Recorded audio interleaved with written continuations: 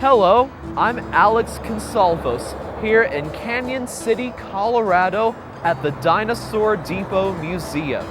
My friend behind me here is an Allosaurus fragilis. He was one of Colorado's very first true residents.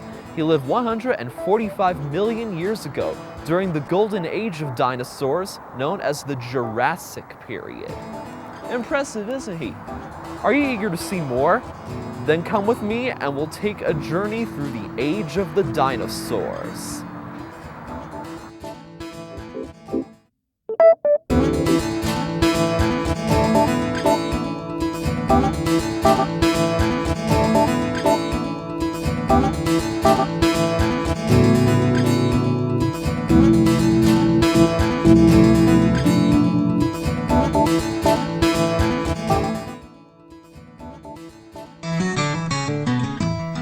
So, Lois, which exhibit shall we talk about first? Why don't we talk about the skulls that are up on the tower here? Oh, please do. These skulls represent those 5 dinosaurs at the Smithsonian from here. Interesting. The very first Allosaurus, Stegosaurus, Diplodocus, Camarasaurus, and Ceratosaurus ever found anywhere were found here in Garden Park back in the 1870s. Wow. Their skeletons were between 80 and 90% complete. And when they were sent back east to Professor Marsh and they were setting up the Smithsonian exhibits, they used those skeletons. So we have a very, very special history. And they made copies of the skulls for us since they came from here. And that's what these skulls represent. Wow. So, these 5 dinosaurs hold a special place in the fossil history of Colorado. Yes. And for dinosaur history as we know it. That's correct. It was a very, very important find, and we're very proud of it too. I'm certainly proud of it. Good. Now, shall we talk about what's behind us? Yes, let's.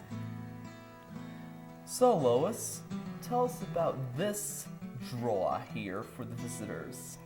These fossils are from our fossil area up in Garden Park. Included in this display is our Jurassic conifer tree that was found on one of our school group tours.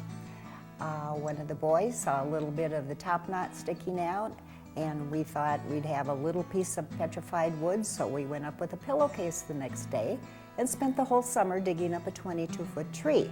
Wow. It's a very important find because it's the first conifer on the eastern slope of the Rocky Mountains from the Jurassic time, and it's been dated at 160 million years old. So it was a really important find, and we call it Tony's tree, after the boy that found it.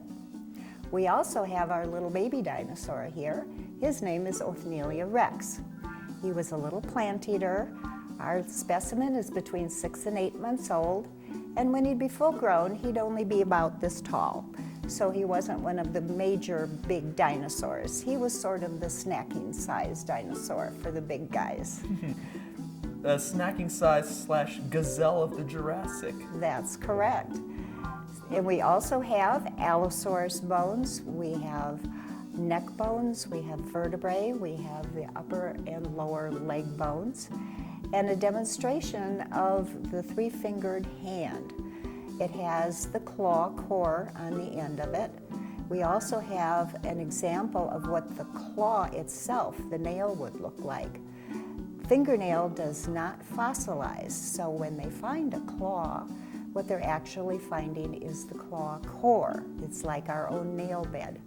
So they had a blood vessel groove in them and could technically grow a new fingernail if they broke the old one.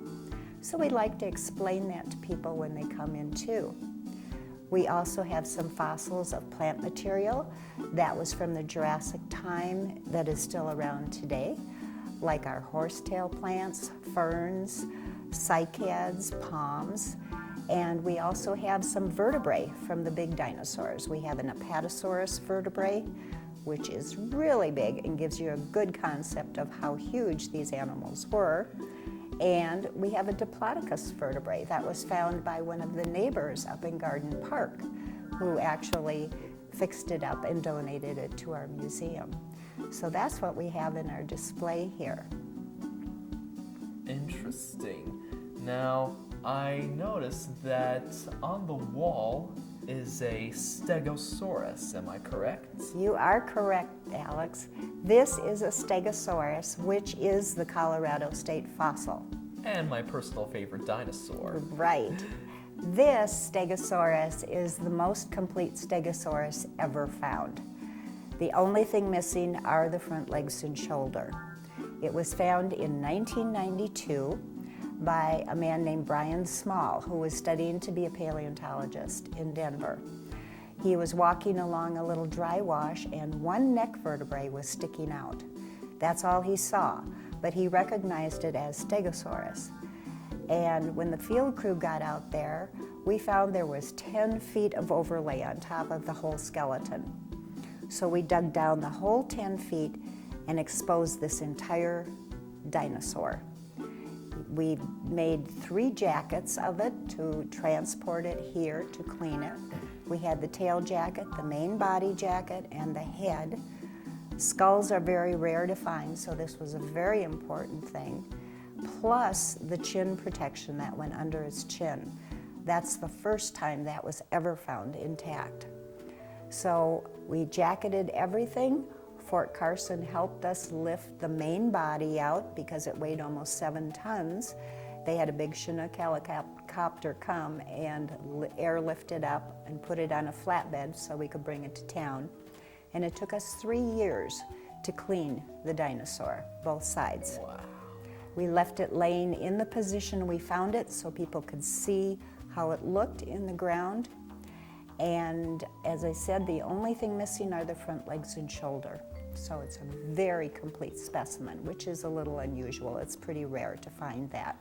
And that's what makes these kinds of fossils very well known, very sought after. That's correct. And the interesting thing is, we found out how this dinosaur died. Not all dinosaurs kill each other. Contrary to what you see in many horror movies. That's correct.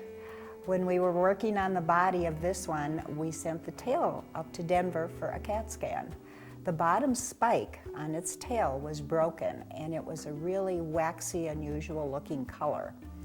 And it came back, they could tell that it had been broken when the animal was alive. It could have been in a fight. They used those tails for protection, we don't know for sure.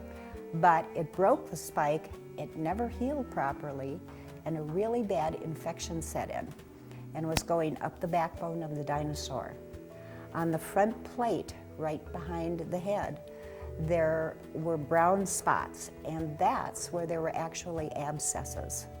So this was a very, very sick dinosaur. And basically, it walked down to a pond and laid down in the mud. That's why the back leg is tucked under it. And was probably trying to cool off from a very bad fever, I would imagine. But it was too weak to get up, and that's where it died. Interesting. So sometimes you can find out what happened to them. Dinosaurs got arthritis, dinosaurs got gout. A lot of times we can find broken bones that have healed. We can find spike marks or teeth marks in bones also. So the forensics of the dinosaurs is also a very fascinating subject. I find that the most fascinating subject. Good.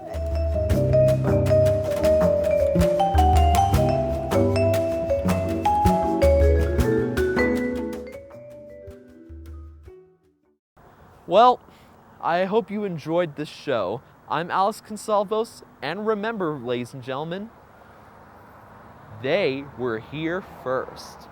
Goodbye, everybody.